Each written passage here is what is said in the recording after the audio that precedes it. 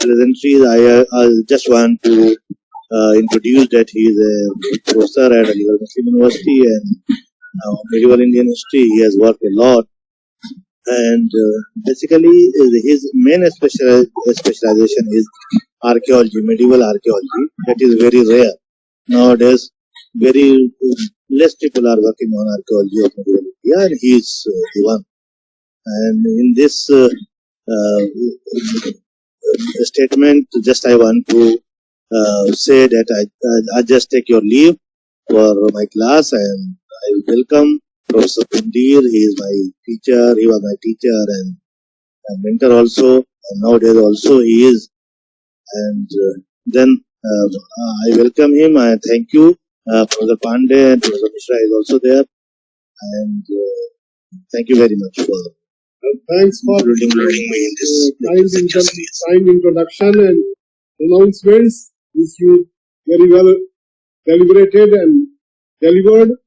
Now I request our Honorable Head, Professor Keshav Mishra Sir, to say something in the beginning of this part of the lecture. We are going to have the second part of the lecture on Mughal architecture. So in the very beginning it would be very fine and very nice and very welcome that sir, you please come up with some of your ideas. Thank you.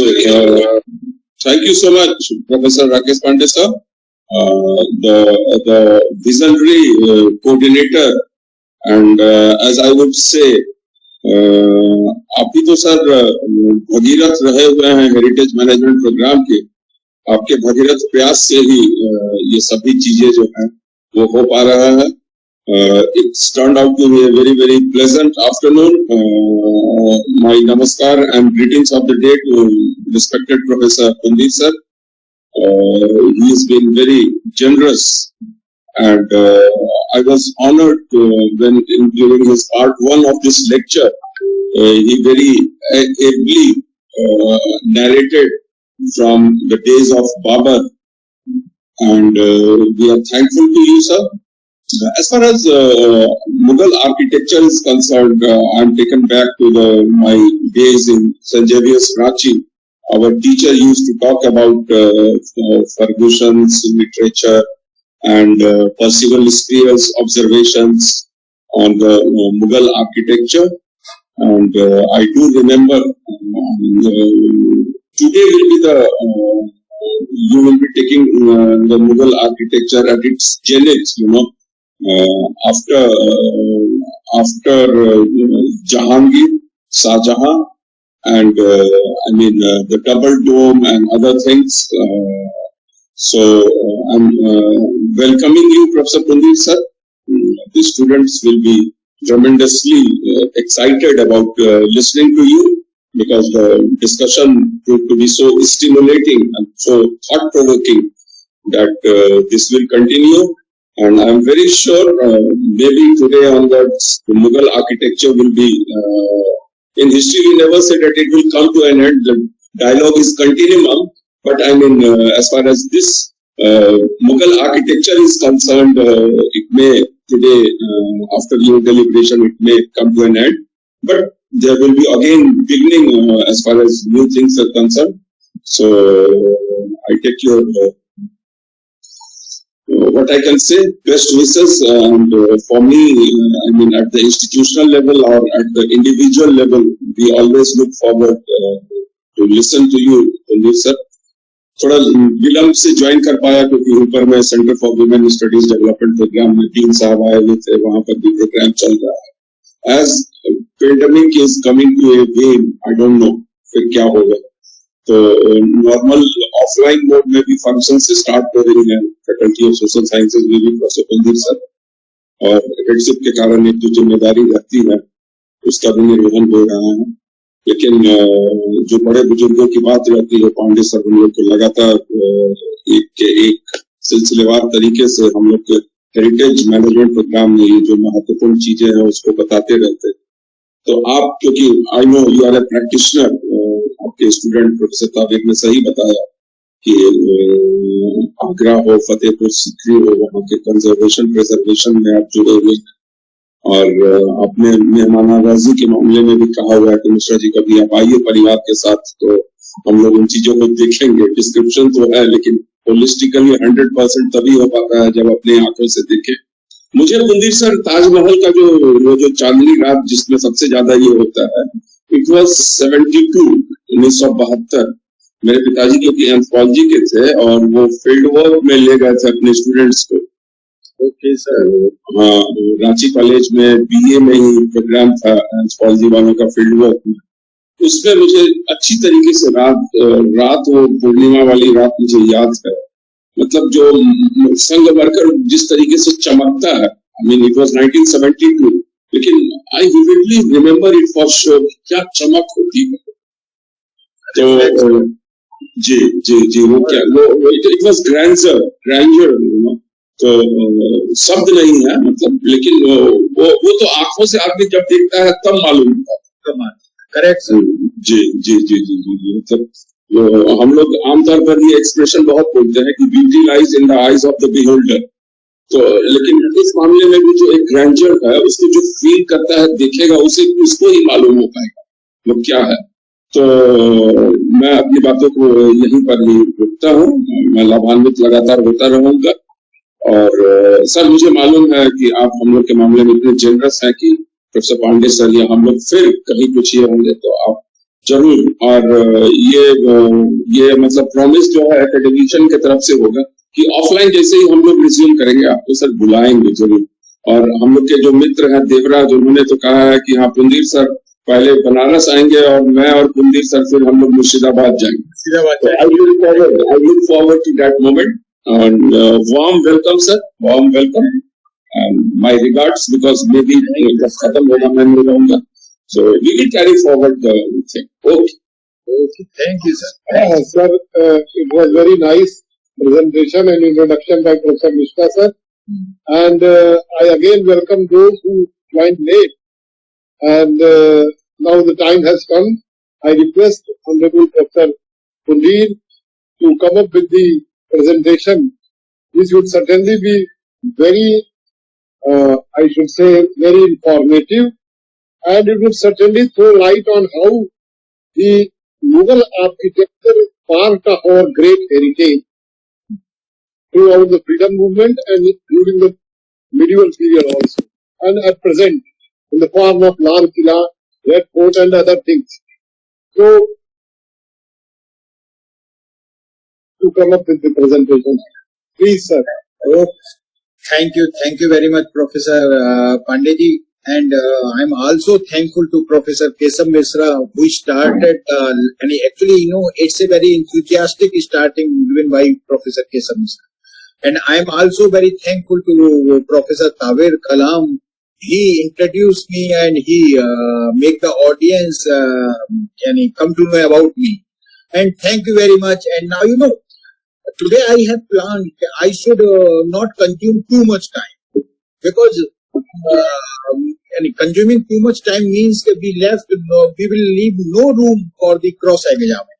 Okay, and today I think I have completed Fatehpur Sikri, and rest of the part today I would like to complete, and I deliberately lessen the number of the monuments which today I would like to discuss. Okay, now you allow me to start my PowerPoint presentation.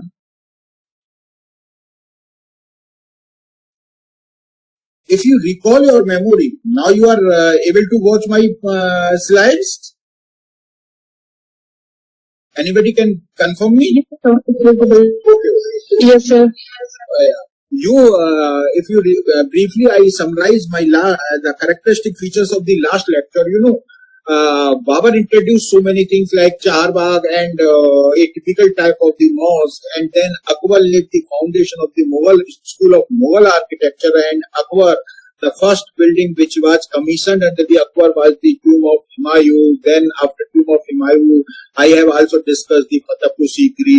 And within a short span of the time, it is very hard to complete and to touch each and every building.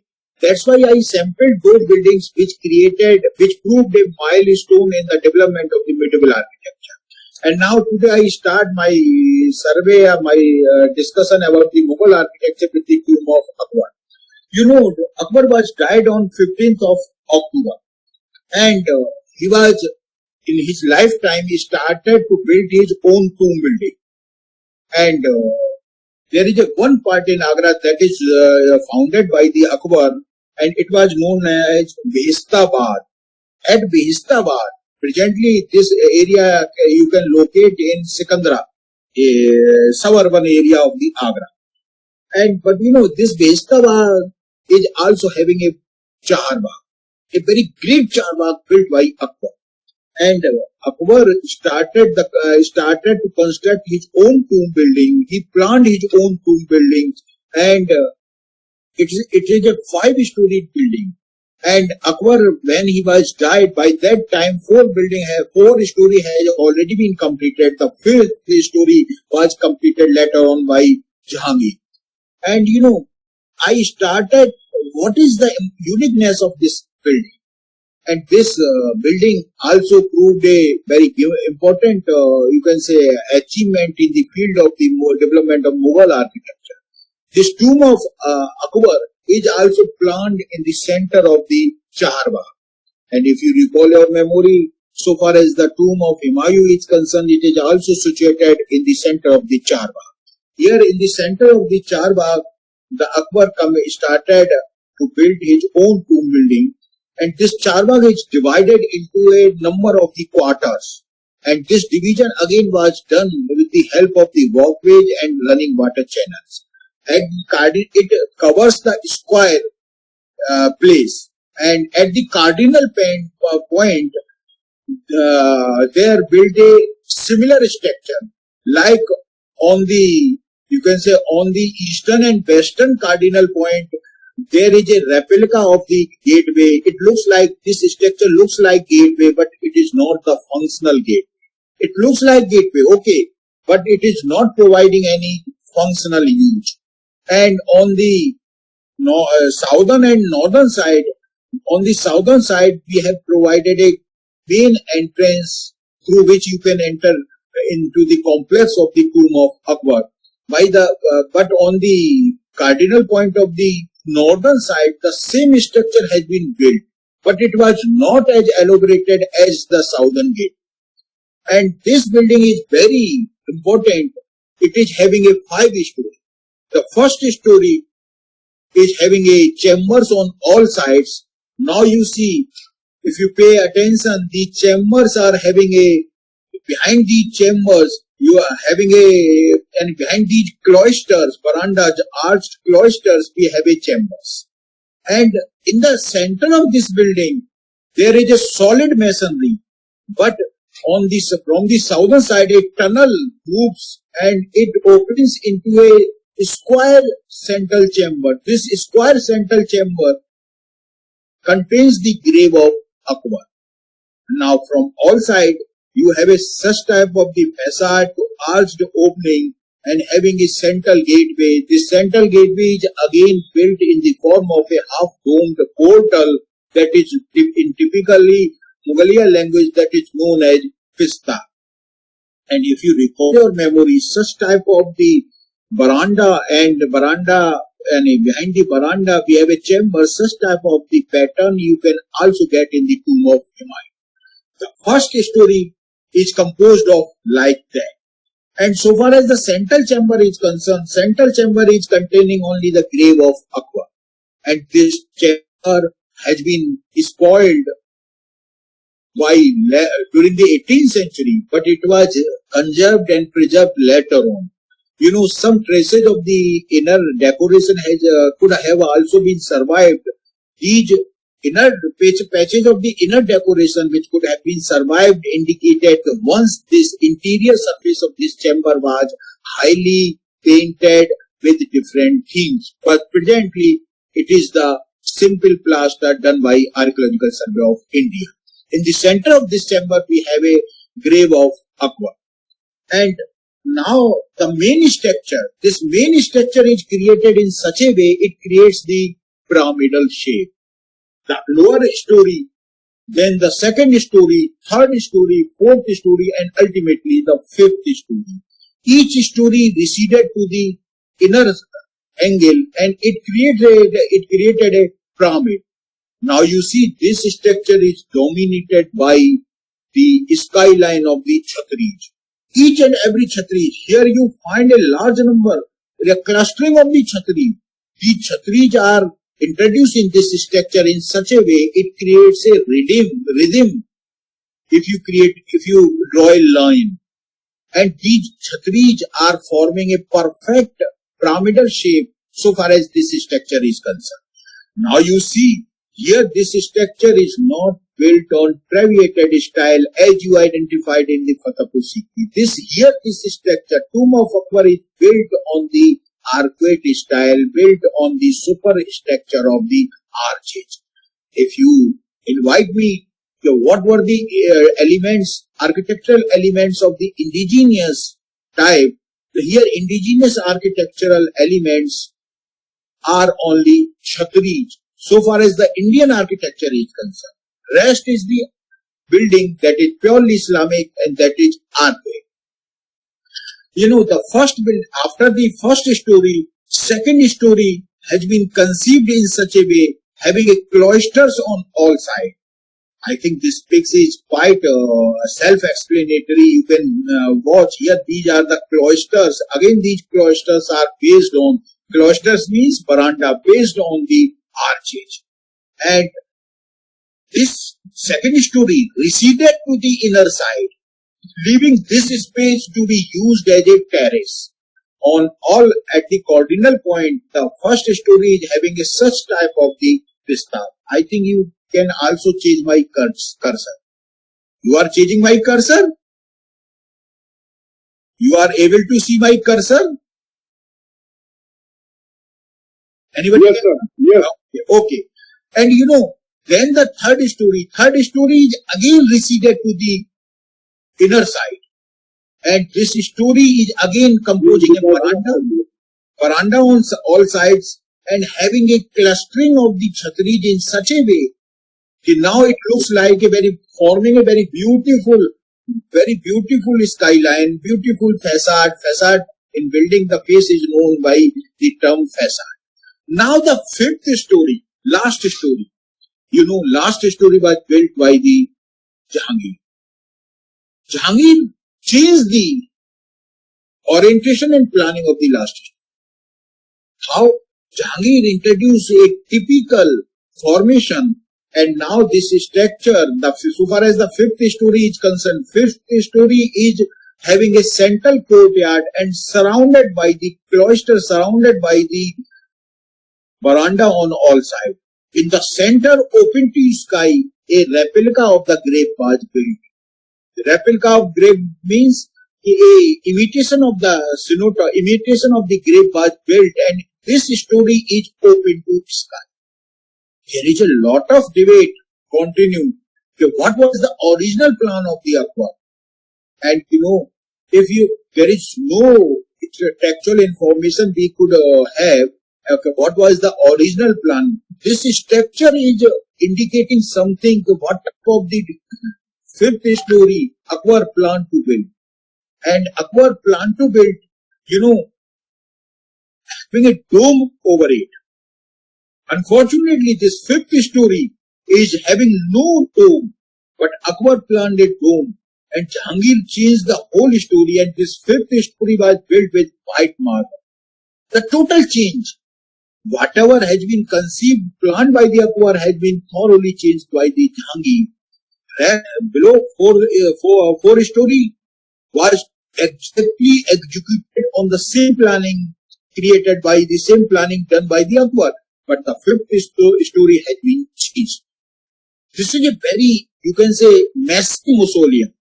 And suppose if this dome could have been built, the height of this mausoleum is unparalleled in the Indian, not only in the Indian subcontinent, but it would be one of the highest dome in the world.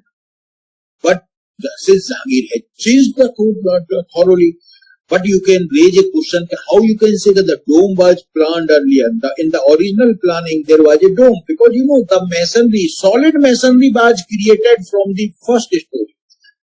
from the first story. Why this place, why this area was remain covered with solid masonry? Because Akbar planned to have a very great dome over it, and to bear the burden of this dome, this masonry kept solid. You raise a question why the other chambers have not been dug out in the inner part, because this inner part kept deliberately solid to bear the burden of the dome. And this structure in itself a very important structure. And the Chhatris, again, the Chhatris, square Chhatris and wagon vaulted rectangular Chhatris have been fixed in such a way it created a very beautiful rhythm with the structure. And so far as the decoration is here concerned, inner side we have a stucco decoration. Yani decoration created, arch netting type of the decoration created on the stucco plaster. And but so far as the four gateways, four pistachs are concerned, these pistachs are half domed portal, and create having on the face having a inlay work. This inlay work is having a you can say geometrical pattern so far as the theme of the decoration is concerned. And this structure, except fifth story of the tomb of Akbar, the southern gate was built by Jahangir. Southern gate, which was built by Jahangir, carries the features of the architectural development took place under Jahangir. Now you see in this southern gate, these minarets have been created, and this southern gateway was thoroughly decorated with inlay decorative patterns. This southern gate was the total creation of the Jahangir, and this southern gateway was not having any characteristic features of the architecture developed under Akbar. And after that, what was happened? The Jahangir, very well, Jahangir created a very important, you can say, change in the Mughal architecture. Jahangir, there are 4 or 5 buildings which were very, very, you can say, revolutionary in the development of the Mughal architecture, and out of these buildings I have deliberately selected this tomb of Atmautollah. Tomb of Atmautollah is the tomb building of the father of Nurjan. It was built in the garden which was allotted to the Nurjan. And this building in itself a great building. This building was also known as Chota Taj Mahal. This building was also known as very famous as a precursor of the Taj Mahal.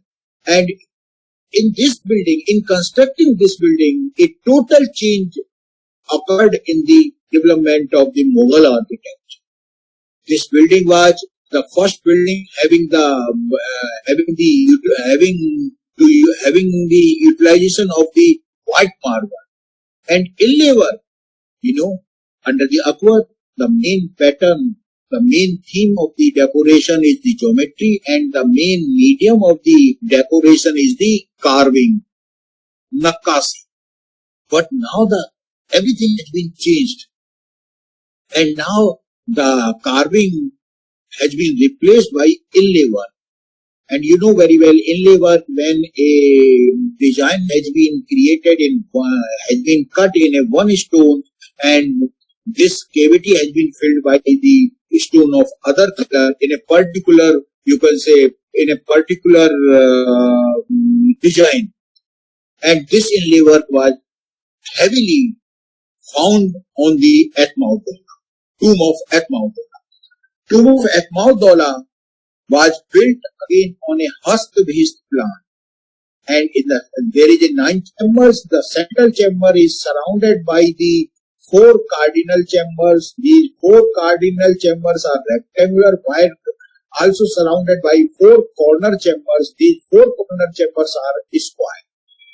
And this building is unique because at all the corners have some minarets, or at all the corners minarets you can find here, and these minarets become the part of the main structure. This is a double-story building. First story, the square is structure having a towers at all the corners, while second story is composed of a square chhatti in the center, square pillared pavilion in the center, and at the corner again having a chhatri, again having a towers, and these four towers after second story are topped, surmounted by the pillared pavilion by the chhatri. Meaning by the main structure is double storied. So far as the corner towers are concerned, these corner towers are 3-story, and the third story was in the form of a domed pillared pavilion, domed chhatri. This structure is known for two things.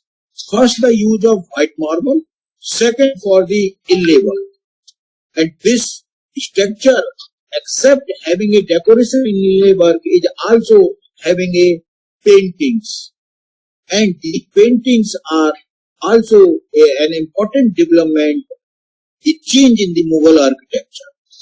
And now you see the central chamber of this building. This is the central chamber. And this central chamber containing two graves, one of Atmaudola, another is the another grave belongs to the mother of Nurja. This square chamber is having a inlaid floor, you can say this lower portion of the wall is known as dadu. Dadu is again inlaid.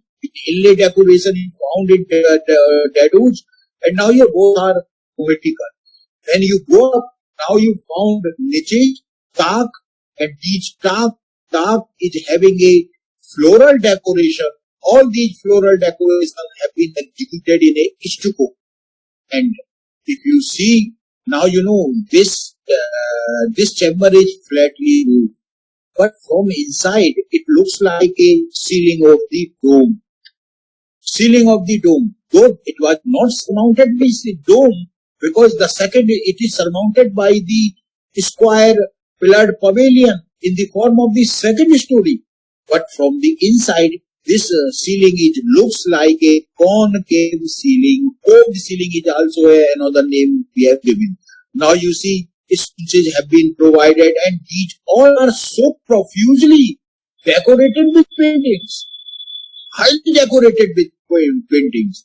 Meaning why central chamber is partially decorated with the inlay work, partially decorated with the paintings. And you know, this is a unique thing about the structure. And rest of the things, it is an tetrahedra you found here. Inlay work. Now you see such type of inlay work.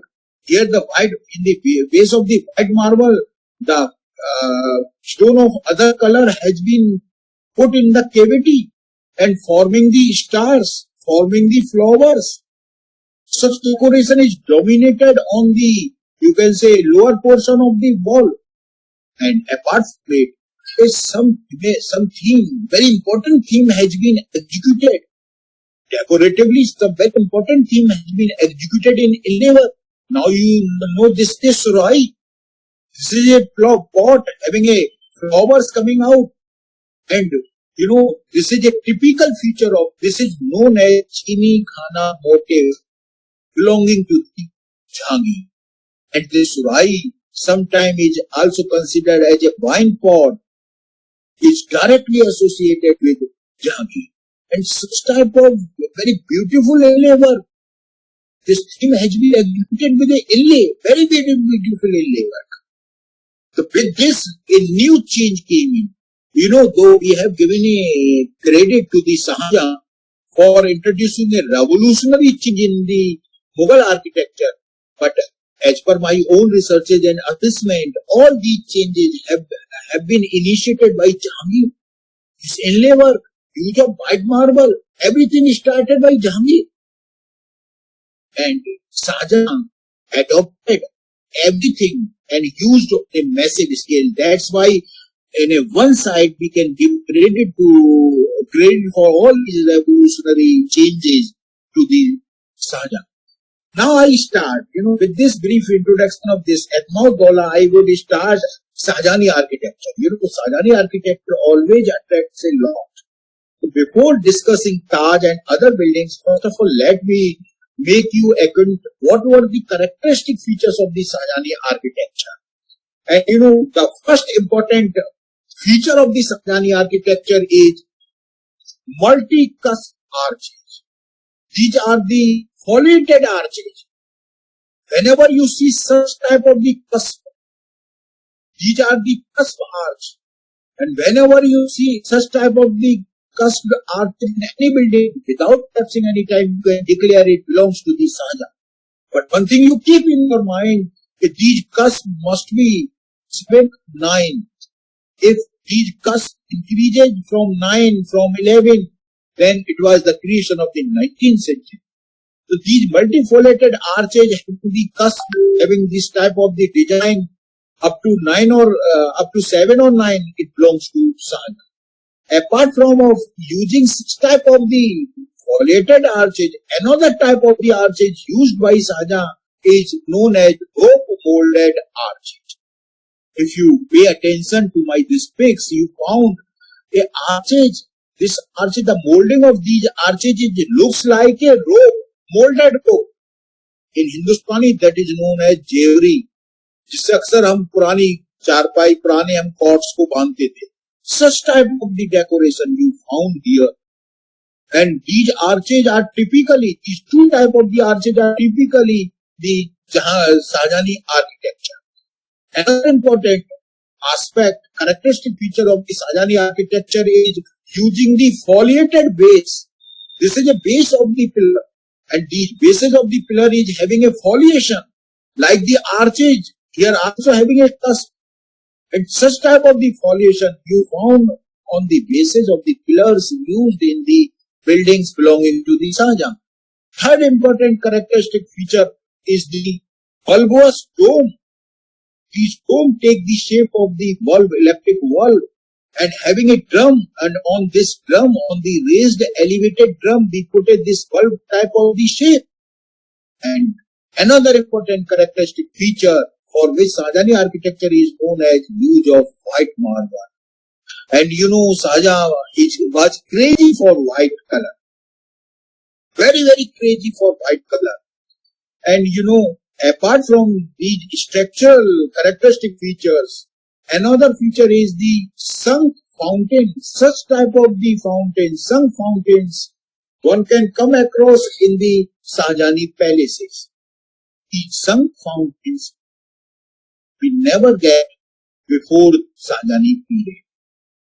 And so far as the form of decorations are concerned, Shahjahan mainly used the inlay work.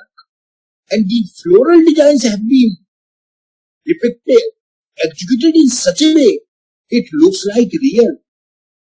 Another type of the decorative decoration, though it was not as dominated as the inlay work, another type of decoration is a relief work. Some say, what is relief? This is a carving. And high relief and low relief, both type of the relief carving we found in the buildings of Shahjahan. Low relief means when one part of the design never cast any shadow on the other. That is known as low relief carving. High relief carving, when one part of the design casting the shadow on other, like look here, the shadow is being created. It is high relief carving. High relief carving. And now I started Taj Mahal. Taj Mahal takes a lot. Taj Mahal, we people always think about discuss about the Taj. Taj also created a lot of controversy, or I think there is no need to discuss in how this, what was the political history of the Taj Mahal. But one thing we keep here, before discussing the architecture of the Taj, we have to discuss some important points about the Taj Mahal. Taj Mahal is a tomb building of Mumtaz Mahal. The original name of the Taj Mahal is Roja-e-Munabbara. What is Roja? R-A-U-Z-A. Roja is a tomb building. When a tomb building was built in a Charbagh pattern. When a tomb building was built in a Charbagh garden, then it is known as Roja. R-A-U-Z-A, Roja. Roja means it's a tomb of the enlightened, tomb of the illuminated. Taj Mahal, the main building of the Taj Mahal is not Taj Mahal.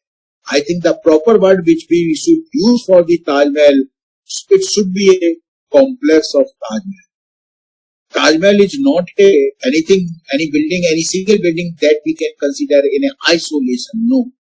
Taj Mahal is really a revolutionary development in the field of architecture, medieval architecture.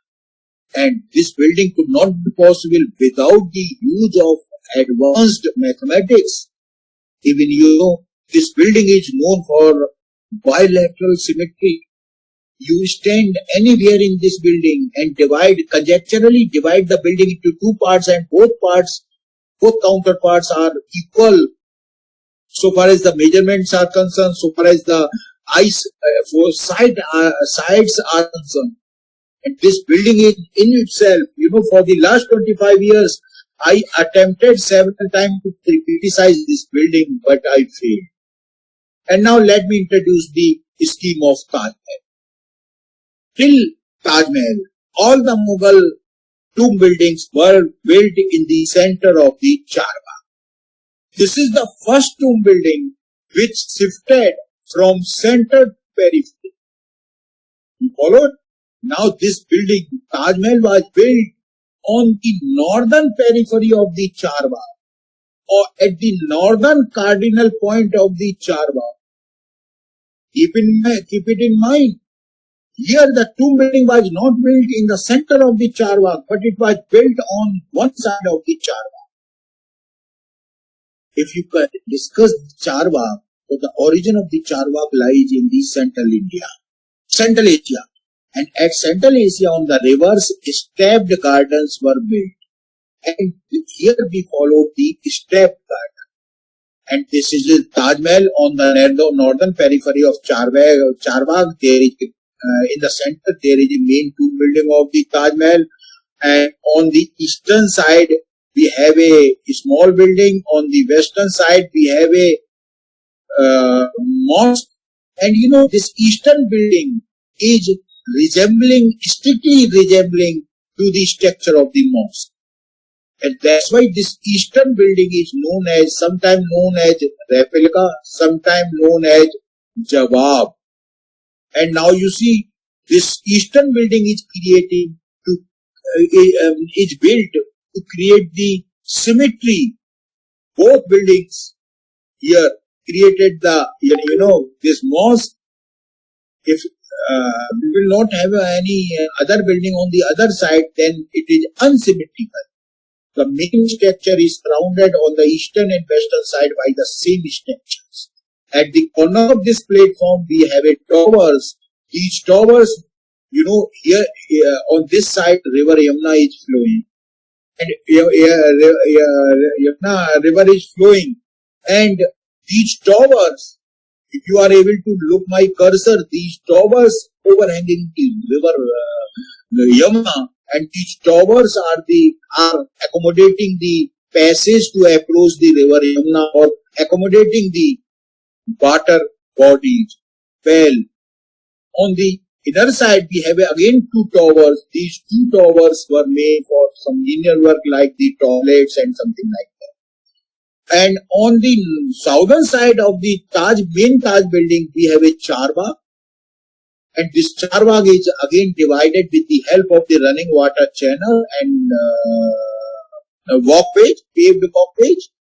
And this Charbagh is again having a 4 towers at the corner and 2 symmetrical structures at the cardinal point at the eastern side and western side. Presently, these cardinal structures are accommodating this structure on the western side, accommodating the Taj Museum. On the other side, this structure, cardinal structure at the eastern side, accommodates the water, water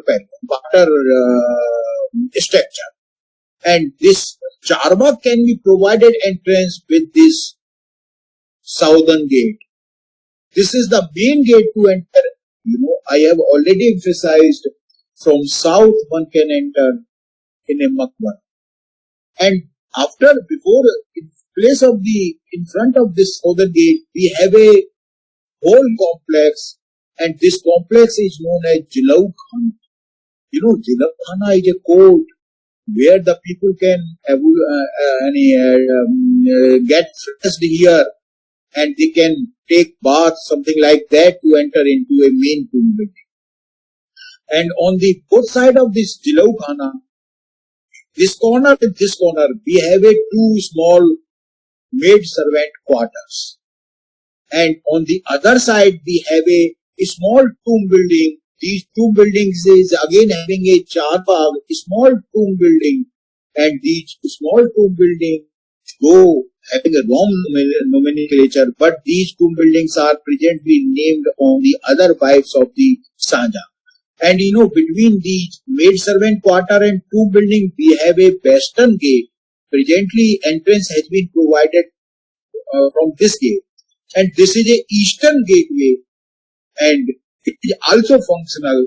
Presently, these both gates have been used to allow the tourists to enter into this forecourt, and forecourt they can enter into the main complex of the Taj.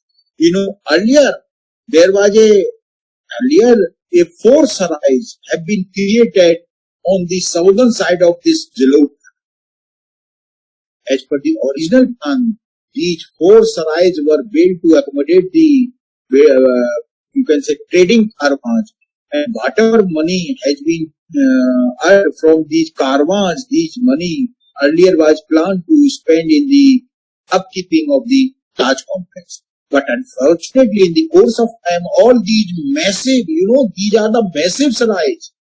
And now, these four sarais have been illegally encroached, demolished.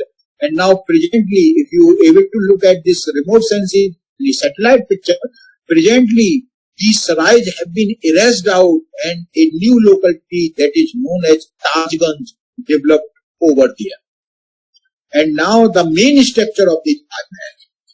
And if you look at this drawing, you can immediately recall the plan of the tomb of Humayun. But I tell you one thing, this tomb of Mumtaz, and the Taj Mahal was also built on a Hast-Bihist plan.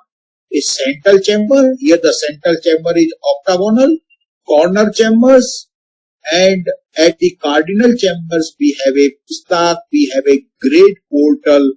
All the facades, all the faces of this main building are symmetrical, resembling with each other. And this structure is square, but its corners have been chamfered. Now you see from the outside, this structure looks like a irregular octagon. Irregular octagon is known as Baghdadi octagon. It's not a perfect octagon.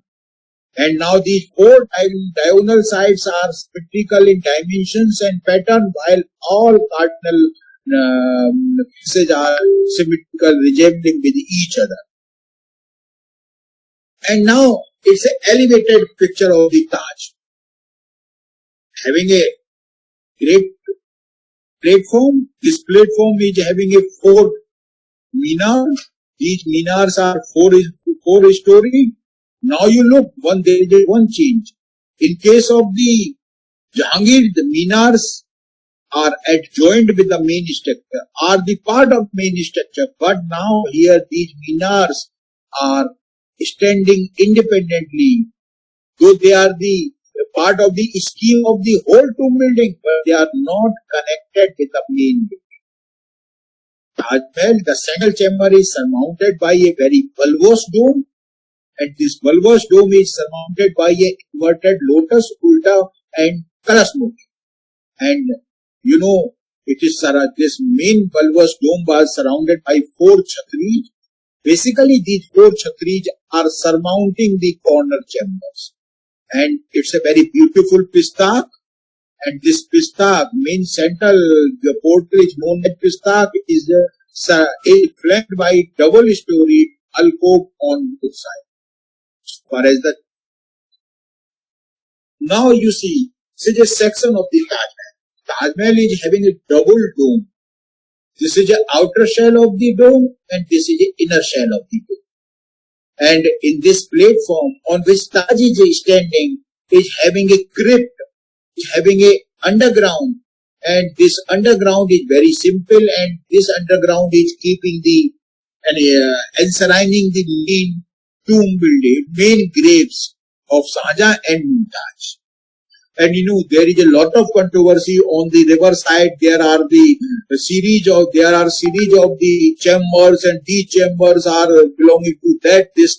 But one thing you keep in your mind, on the river side, the chambers are built to lessen the weight of the masonry, and apart from it, to accommodate the retainers of this tomb building. And now, the next, this building is known for the decoration. 4 types of the themes have been found in decoration. 4 types. Floral designs, and these floral designs, Persian flowers dominate, and tulip and other flowers of the Persian origin we found in floral, and such type of floral designs we found on a large scale. And calligraphy, here the calligraphy is totally different. You can stand at any distance, but the thickness and dimensions of the calligraphic pen remain the same. There is a proportion created in a distance and sight. It could not be possible without using the high and very advanced mathematics. And now another theme of the decoration is F.S.S, stylized floral designs. Apart from it, such type of the designs we found. This is another theme, and this another theme is known as Chevron. Chevron, Chevron pattern. These 4 themes we found in decoration, and these 4 themes have been executed in different medium. The first important medium is relief work, carving.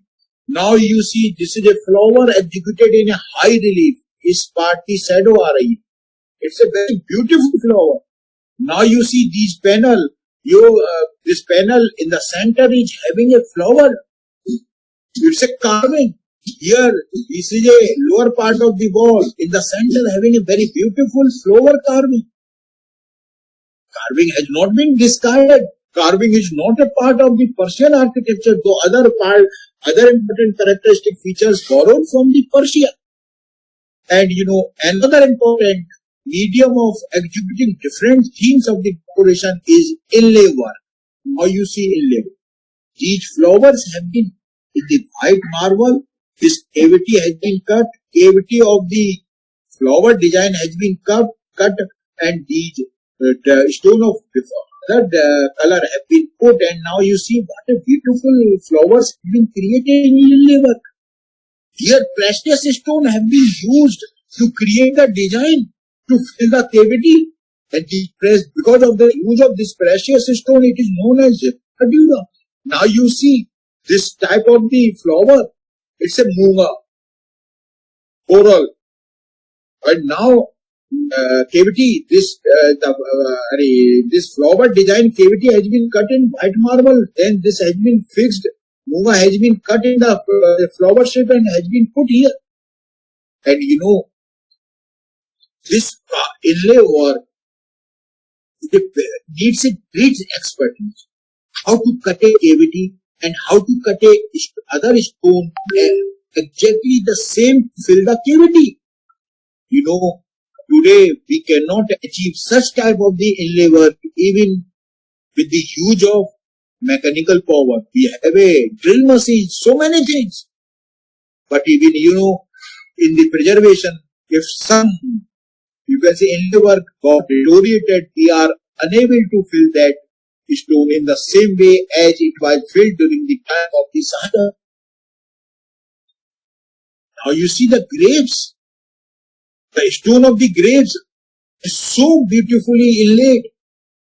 Carving. calligraphy. And another important medium of executing different themes is the incised paintings. Now, in the red sandstone, these incised paintings one can locate in the western side mosque, Taj Mosque, or on the eastern side structure that is known as replica. And now, this painting is built with a scratching. In red sandstone, this design has been scratched.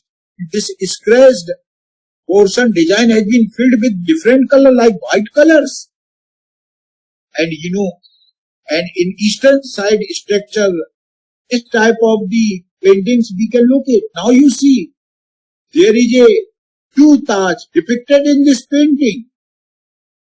And the Finch and other foreign travelers immediately made a conjecture that Shahjahan was to build a black Taj Mahal on the other side.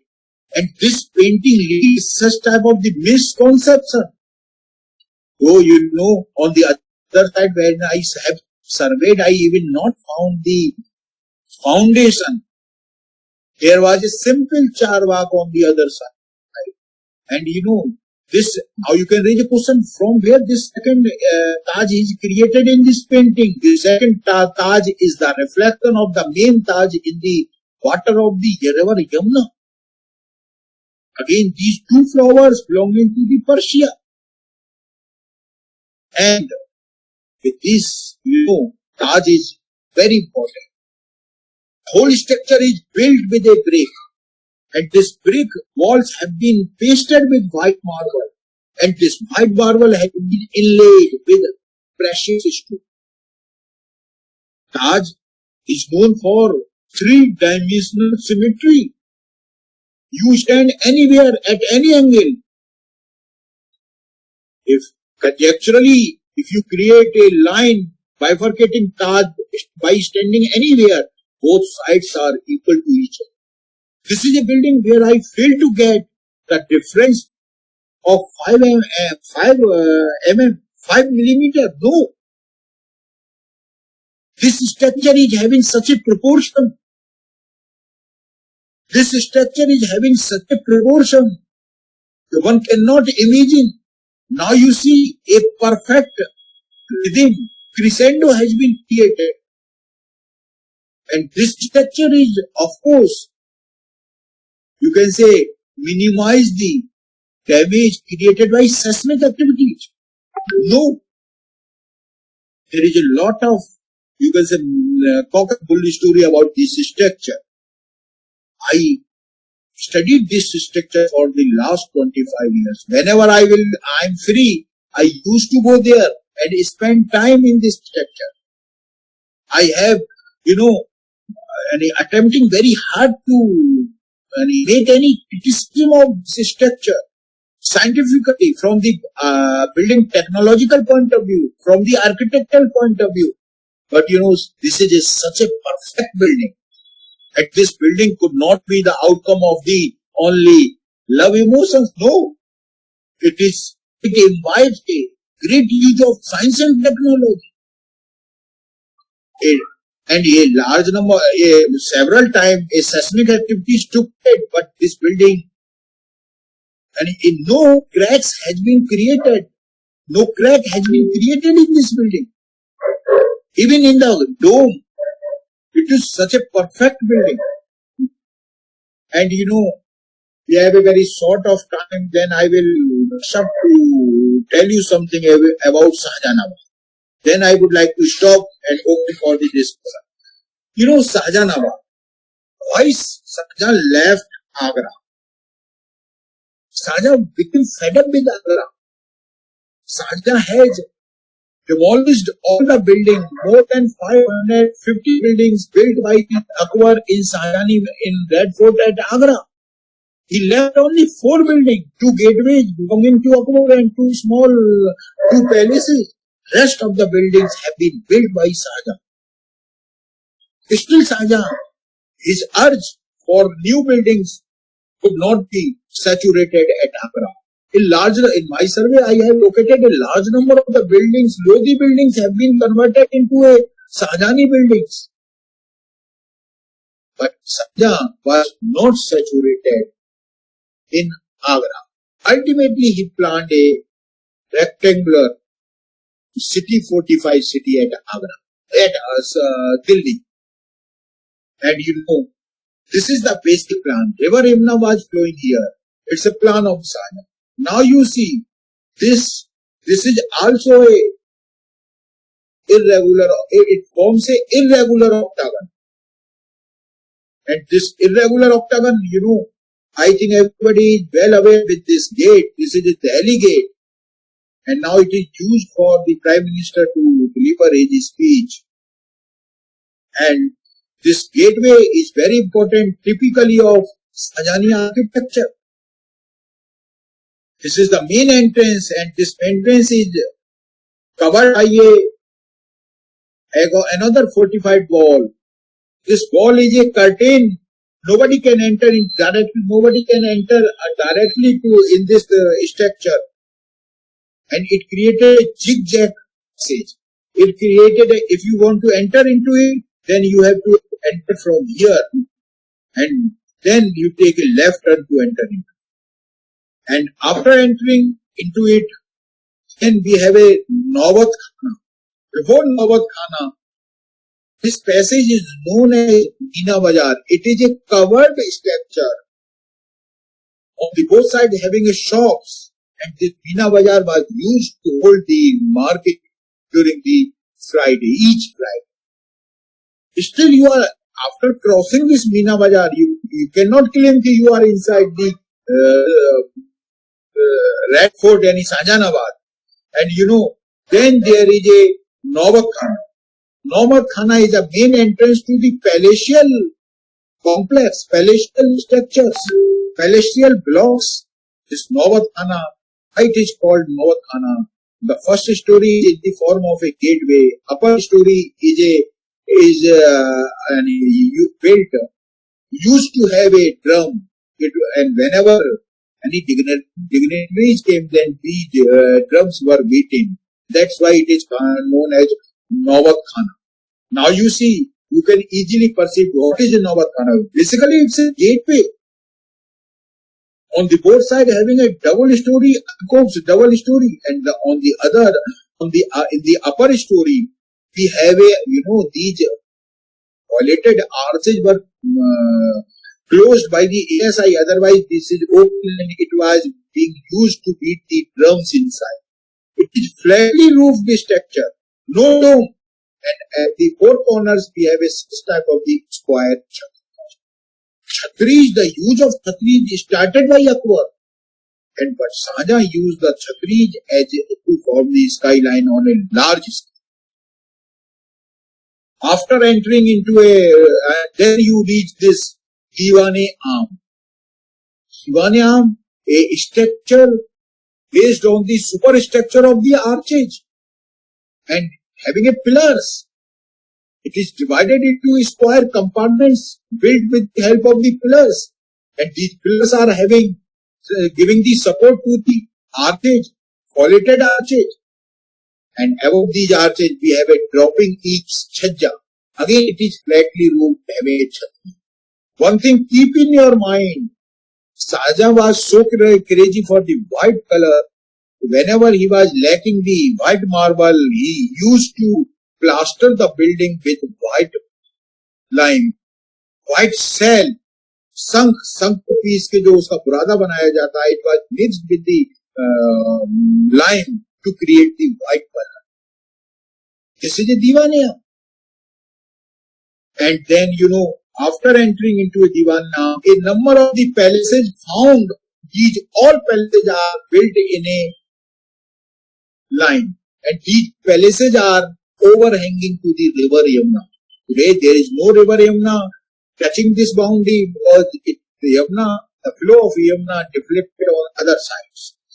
And this is a very important building, Cusp Arches, again belonging to it is not having a pillars, it is based on the piers, and this is a Mumtaz Mahal. Mumtaz Mahal is the, you can say, easternmost palace. From this palace, one can enter into a Rang Mahal. Rang Mahal is the second palace.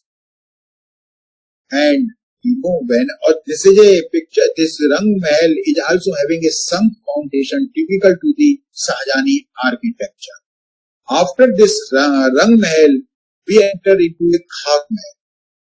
Khas Mahal means personal palace of the Shahjahan. Khas Mahal is existing on it. And on the river side, this Khas Mahal is fronted with a Musamman Burj, a tower built on octagonal plan. Now you see, there are a number of the Charbagh inside the Red Fort. After this Khas Mahal, then there is a Diwan-e Khas, a code, Diwan-e Khas, a code built for the private audience. It was built on the same pattern of the Diwan-e. Diwan-e is bigger, but it is a smaller. Again, it is divided into the compartments created by the pillars, and all pillars are supporting the multicast arches, and it is also flatly roofed. At all corners, we are having a square church. And this is the Musamman. I have just a few moments back, I have cited the Musamman Burj. This is a riverside view of the Khas Mahal. Now, inner side, now you see a very beautiful, it is sun fountain. This is the position of the Khas Mahal and Diwan-e Khas. Now again, there is a water pond built inside. There is a lot of hydraulic management found here. Water became an integrated part of building construction of the Shahjahan. These fountains, each and everything, a number of the palaces built on this side. These palaces are crisscrossed a channel, water channel. This water channel, it crosses each building in the center, each palace in the center. And this water channel is known as Naher-e-Behist, Swarg ki Naher. And some structure which is built, now except this side of the buildings, other structures built here and there, that is known as Sawan Bhadon Pavilion. Jats rulers, they have borrowed this concept from the Red Fort. Until now you see these are the typically Shahjahani structure having a multicast, and these typical pillars of the Shahjahani, that is known as balustrade, having a flat roof, chhajja, and then the street. Now you don't come across any dome here. And now you see a Sahaburj, a corner burj, a big and extreme corner burj. It is typically, this is an Naher of Behist come to an end here. Again, a red, white marble structure. And so far as the Diwan-e Khas is concerned, Khas Mahal is concerned, these all are built with red sandstone, built with brick, but have been plastered with white lime and you can say shell powder. They became white, these buildings became white. And a later construction, it was built by the Aurangzeb, a small mosque. Now, at one side, you can easily understand that there now a deterioration in the architecture is started with the Aurangzeb. These domes are not as you found in Taj Mahal. These chhatris, small chhatris are put on a turrets, and the proportion has been disturbed. Proportion is highly disturbed. The Mughal architecture from the time of Akbar until the end of Shahjahan is known for the proportion. It's known for the geometrical proportion. Geometry has been used. The structural properties, high type of the building technology has been used. And under the Aurangzeb, all these properties of the Mughal architecture started to decline. Now presently, a number of these scholars, they are attempting to You can wash this blame on the Aurangzeb. No architecture has been emphasized. But I come across a large number of these structures. They are still very few in comparison to the structure built under Shahjahan, under Jahangir, under Akbar. These structures are few in comparison to the number of that. But these structures built under the Aurangzeb are lacking decoration property. Like Bibi ka Maqbara, it was built at Aurangabad over the mortal remains of the wife of Aurangzeb. It has no proportion, no perfection, no symmetry. Even the building material was used in such a way, it looks unperfect. It looks, you can say, clumsy. Even the decorative patterns, the perfection has been lost, has been totally lost.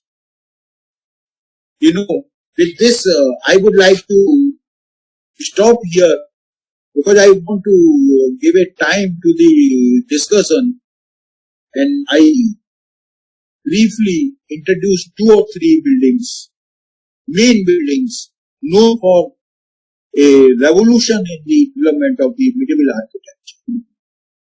Thank you, sir. Now I request the chair to open for the discussion.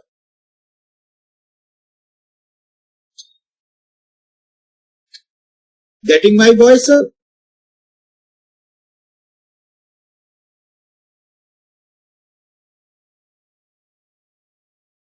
Getting my voice, sir?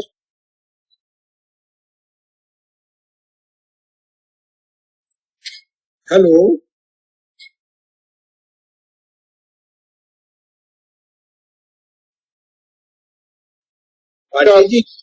We are listening, sir. It's time to respond to you because anyhow mic was not getting on.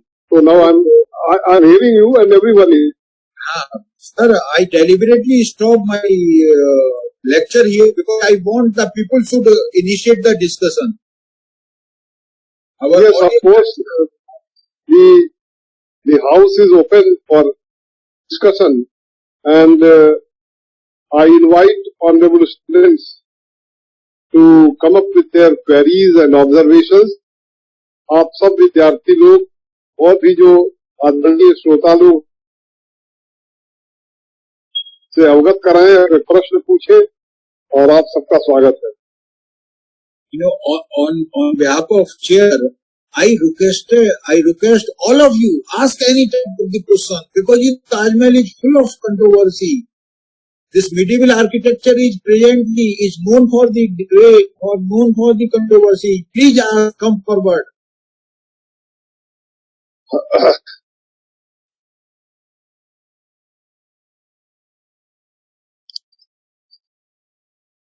Anybody? I think the students are pondering over whatever you sir presented, and really, sir, to ask a question requires something like a basic understanding and also the context. There are certain popular questions which people generally ask. And then answer, sir. I'm ready to answer these questions. Like sometimes they say or describe that there are certain indigenous buildings which were anyhow described as Taj Mahal or something like that, which appear very, yes. Please. I would like, I'm ready to use the same words. P-N-O. He declared it's a Tejo Mahal. It's a temple. And sir, this building is including a typically a Persian plan. So far as the temple is concerned, I'm talking from the point of view of the architecture. Okay. And the standardized scientific plan. Temple was never built in a circular form. Temple needs 4 or 5 components set on the fixed on a single alignment like Garbhagriha, Antrala, then Mandap, Mahamandap, Ardhandap, Mukh Temple was never built in such a way. The inner side it is divided into 9 parts. No, never. Once I have a very good discussion with late Ramnath, and he talked something about Navagriha. Then I raised a question, can you give me a single example of the Navagriha temple in India? Contemporary to Taj, even before the Taj, we don't have any such type of the temple. Never. The structure in itself is totally different. Somebody's he come for any generally media people ask this type of the question. It was the temple, some temple was built by Jaipur rulers there. Sir, Sir, they say that of course it was something like a construction done during the reign of Shah Jahan, but the whole area, the land was possessed by some ruler. And it is also said that the land was purchased by the order of the royalty at that time. Sir, let me clarify the whole official position. You know what was happened? It's a practice it started under Akbar. Before that, I would like to cite one example. Today, if I am elected as a member of parliament, I was invited to Delhi, and in the official capacity, I have given some bangla, some residence there. Is it so, sir? Yes, sir. Yes, sir. But after my death, this bangla cannot be transformed into a heredity. As long as I would remain MP. I'm all right to occupy this bangla. In the same pattern, Akbar allotted a piece of land on the both corner of the both bank of the river Yamuna for Mansabdars. Mansabdars are the officials, Mughal officials, who joined the services of the Mughals. Man Singh was allotted the same place to build their Haveli by Akbar. After the death of Man Singh, luckily his successor also joined the services of the Mughals. Then the same place was transferred to his successor.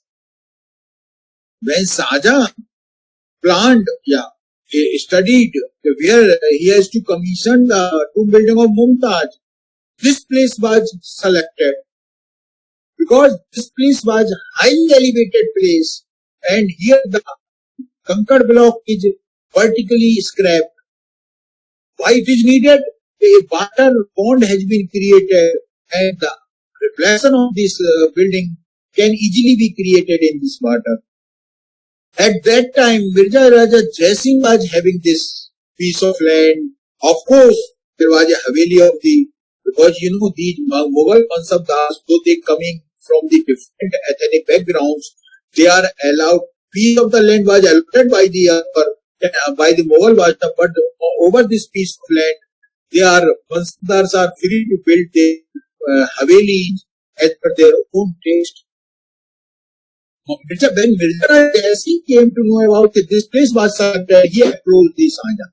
He said, if the capacity of Basa land belongs to you, sir, I am a simple Mansabdar. It may be possible that my coming generation may not be a Mansabdar here. Then I have to vacate this place. Because, sir, whenever you consult the Mughal sources, after so many pieces of the land having the Haveli built by the Mansabdar of the Akbar have been demolished, and new Havelis built by the new allottees there under the Jahangir. Same was happened under the Shah Jahan. Now, what was happened? Shah Jahan ne usse reply kiya, look, this piece of land is needed by a husband to build the tomb of building. I can exchange this, and In lieu of this piece of land, I can provide 4 times more land in Agra elsewhere. And sir, आज presently यदि आप आगरा जाएंगे तो there is a very huge locality known as Jaipur House. And this land was allotted by Shahjahan in return of this place which was later having this Taj. अब now तो question आ रहा है क्या हवेली में उन्होंने छोटा मोटा टेम्पल बनाया होगा? देखिए सर, जहां हवेली बनाते हैं वहां पे लोग मस्जिद भी बनाते हैं, टेम्पल भी बनाते हैं, लेकिन वो वहां पर हमें अभी तक कोई भी क्लियर कट एविडेंस नहीं मिली कि this structure belongs to some religious structure, non Muslim religious structure.